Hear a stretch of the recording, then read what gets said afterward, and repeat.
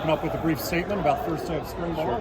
Well, I do know Demo is here today, so we should have preloaded this as Demo introducing me, but I guess we'll make do with Mike Flynn. It was fun to be back out here on the grass. A little inclement weather, so we kept mostly everything inside today. A little team run, team force, we went outside, but most everything was in the indoor. And just where we are now, 343 days from the last year's start of spring practice, it is night and day. I just went over some stats of the guys, how efficient we were in our work today, how many reps we got in team run, team force, in 7-on-7 today. We got 40 plays in 9 minutes and 38 minutes, which is pretty good. So just understanding the tempo, the pace that we practice at, just everything, just from day one since we've been back in January, we are light years ahead of where we were this time last year, and then even more so showed when we got out on the field today. So just they've had a really good offseason. I've said it a lot. Our team is built and forged and made in January, February. Things the guys did work ethic-wise, Coach Corrala and our outstanding strength staff did with this football team. They earned all the gains that they had for size, for their strength. Bench press. This time last year, we had 3 people in the organization that could bench press 225 pounds over 20 times. One of those was our 188-pound strength coach. Now we have 6 guys that bench press 225 over 30 times. Probably a little under half the team can do it 20 times. With just the work ethic, the size, the strength, all those things, it's starting to look the way we want it to look around here. And just excited about the way the guys practice, came out here, regardless of the weather, and put the ball down and play. Questions? Can you talk a little bit about the numbers and the single digits, guys resetting their numbers? So we've got probably numbers-wise, there's over 100 guys that are out here, and just excited about how they're coming out here, attacking everything, and playing at a high level, being a great, great teammates, great team leaders, all those kind of things. I meant like. I know what you mean. You kind of talked about last year and this year kind of being, you can't really compare the two. Do you feel like having gone through kind of everything that y'all did last year and just laying the foundation of everything, do you feel like now that that has all been done, that's all been done away with, that you can accelerate at a quicker pace that you want to? Yeah, we've done that. We're so far ahead. When we come in there and we explain how we do team run, team force, you guys saw it. Last year we had to practice. Obviously we couldn't use footballs, we couldn't get in formations. We have to go and explain how we do each drill, and then we would do it up and down, so we would do half gassers.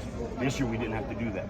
We worked all the way up until Saturday morning at 5:01 a.m. We were working with our team without having to worry about how we practice, because our guys understand it. They know that we go from team run to team force to team run, and what those transitions are. We go 2-spot, they understand those transitions. We go special team circuits where every single player on our team is getting individual technique reps at every single phase of special teams. You're not having to draw a roadmap and walk them through it. They hit it, they attack it, we run, we move, and we get a lot done. And it's a fun group to coach. There are a lot of great guys. Obviously, they're highly intelligent, and they've picked up things very quickly. But culturally, where we are 343 days since last spring ball is light years ahead. Because you're not having to explain what's next, going to be more of a player-driven team? That's what we're working on. So that's what we've been making sure. You guys saw me. I brought the leaders and some of the captains up more so today than I normally would, just to illustrate the point that we just had a 10-minute 7-on-7 period and we got 40 reps in. That is the expectation. Make sure that is the expectation in every single thing that we do. And so just to illustrate those points, when we went, team moved the field, we got a bunch of reps, team run, team force, all those things. It's pretty cool to see. You had the early enrollees and a grad transfer. Yeah. How they adapted to the new system? Yeah, really good. I thought, and I've said it, I think, in the past, but I'll say it again. One of the biggest compliments when I asked David Curry and Chris Martin toward the beginning of February, late January, I said, how are the new guys assimilating into our culture? How are they fitting in, buying into our culture? And the best quote that I heard was, Coach, they are the culture. They were recruited for an entire year, exactly what this place is, everything that we put on social media, is an actual representation of who our locker room is, who our culture is, what we believe in. They chose to come to Georgia Tech because of those principles, and they live it and they breathe it. And I thought that was a really good compliment for those guys. Obviously, the football piece, all of this part is brand new, but the workouts and all those things, they did a great job. And we have a Big Brothers program, so they kind of take them through and make sure they're on the same page at all times. But it's a really good group. How did Tobias look? Did you get a chance to see him? Yeah, I did. So in Indy, and then the drills looked really good. Excited for him because at that position he's going to play corner throughout spring. Just he's able to affect the game on every single play. Obviously, he has unbelievable physical gifts, but he is such a competitor. And obviously, it'll be more when I'm able to watch the tape this afternoon. But just his attitude, his mindset, who Tobias Oliver has been this entire offseason, January and February, is everything we want in a Georgia Tech football player. He's an unbelievable teammate, has great work ethic, great attitude, positive energy every time he comes into the building, does things on his own to be a great player. There he is, probably one of the last ones off the field right there. You're really excited about him in this program. You flipped Jerry and Bruce. Yeah. Can you kind of talk about the decision going in there? So that was on them. They came to me and asked if they could do it. And I thought, it was great for both of their, personal, professional development. And it's something they're both excited about doing. I still see a point in time where we do get Jerry some carries.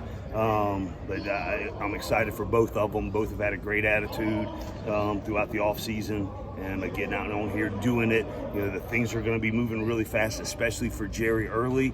But high character kid, highly intelligent kid. I think he's going to do really well once he gets a couple more practices under his belt. With a guy like Antonius, he didn't play a single down last year, but I believe that he was one of the leader captains that y'all have in the 10 teams that y'all have. What have you kind of seen, not just from him since last season ended, and kind of understanding that his role expands greatly this year? The neat thing is I've got such a long history with Antonius. I've known him since he was about 16 years old, and just to see how he's matured, how he's grown, how he took last season's setback that thinking he was going to be eligible and then he wasn't, and the way he handled with class, the way he worked every single day, was an unbelievable teammate, supported the other guys at the position, came to work every single day to help make Zach Quinney and Jack DeFore better every single day. Really proud of him as a man, and I knew him since he was a high schooler, and now to see him going into his senior year in college, I'm just glad I get to be around him every day. And I think you could say the same thing for Derek Allen. You could say the same thing for Marquez Ezard, how they handled last season under what I imagine is some circumstances that they didn't choose. But they came out every single day and were great guys, great members of this football program, and just excited to see them develop as we go through spring ball. A couple more for Coach. Yeah, Chart. Sorry. Go ahead, Tori, and then Kelly. Going off of, this is a little bit off topic, but it's the first time we get to talk to you about Jahmyr Gibbs. Sure. What was that relationship like between Tashard Choice and Jahmyr Gibbs? Because that was really what he said sold it for him. Absolutely. I think all of our position coaches, we talk about to recruit to your position. Obviously, we have areas that we recruit as well at a very high level, and but I just think it was very special, very early in the recruiting process this time last year. We designated Jahmyr Gibbs as our number one running back of all the running backs in the country, and he was our guy. We knew he would fit in here very well. His skill set, his drive, his determination, all of those things, and we had him as number one. And he committed to us, I think it was in June, and was able to stay solid with us the whole way through. And I think Tashard Choice and the whole coaching staff did a great job with that relationship and building layers, of relationships around him. And we're lucky that he's coming to choose to come play for us. So just excited about him, as well as all the other signees that chose to come here as well, and the mid-year guys. So it's really cool. You had Kelly and then Maria. Okay. You had Charlie with you in your DB group. What facilitated moving him back? Yeah, so I mean it's really a natural fit for him and what we do schematically last year, because we had only inherited I think 3 linebackers. Charlie had to be unselfish and play some Willie linebacker, and he played it at a very high level for us. But just for his professional development, life after what he's done playing for us. You know, it was important for him to make that move. You know, we fully support it. Any time one of our players, you know, has a natural disposition to feel like they can contribute and have life in this game after they leave here, we want to maximize that potential. Same thing with Bruce Jordan Swilling, same thing with Jerry Howard, because we're all in for the development of our players. And, you know, if he sees himself as a nickel Sam linebacker, you know, we're excited to see him develop at that position. And, you know, he's had a good winter, really good winter actually. And I'm just proud of him, his maturity and his development. And I think his really positive attitude throughout is us respecting his wishes and giving him a chance to do, you know, what he sees himself being able to do here and at the next level. Great. Can you talk about James for him, what your expectations are for him, and what it's been like, how beneficial it is to have an elevated level of competition? Yeah, absolutely. So, you know, the big thing with us is we want to make sure that everybody that plays for us in this organization is an unbelievable teammate. They work extremely hard. They study on and off the field and make sure they're performing every single way at a very high level. The first thing he's got to do is be a great teammate. You've seen him over the last 2 months really take pride in that and elevating that. His study habits have improved, doing extra in the film room, all those things. And I do think, you know, Jordan Yates has had a really good offseason. Obviously, Tucker and Geoff coming in here as mid-year guys. You know, it's two of the best, you know, high school quarterbacks in the country, choosing to come play quarterback for us. And that's going to elevate everybody's game. Competition, you know, is very important in this program. And as you elevate the talent level at every position, the competitive nature rises for you to get playing time to still be above the line. And I think he's taking pride in that. The maturity process too. I mean, we can't forget he was a redshirt freshman last year.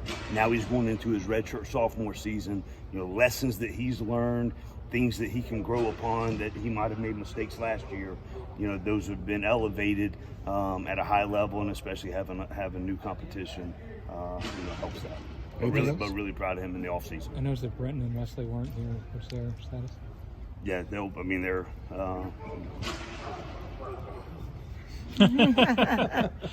Offensive line wise, you have a lot more numbers than you finished last year with, and how good does that feel? It's great. We had 4 mid-year guys offensive line. You know, we made sure that we keep elevating that position. You know, it's no secret we inherited an offensive line that was 6'1", 264 pounds. And the signees average, I think it's 6'5", 297 or something like that. And just length, size, all of those things. And then getting here at the mid-year was huge. The 2 positions that are that you need to invest more time in to be able to play early, offensive line and quarterbacks. And we got 6 guys at those 2 positions here practicing with us. We got another freshman, Akilo Stone, at the defensive tackle position. And then Jalen Huff is a great story in and of itself. He's a young man that came in here weighing mid-150s, and he's up to, I think, 170-something, 176. He came in here, he bench pressed 185 pounds twice. And when they tested him after 8 weeks, he did it 7 times, 225 pounds 7 times. So I just think hats off to our strength staff and what they've done with our players, and you know, just excited about how we go about the next 14 practices of spring. Well, thank you guys. Thanks.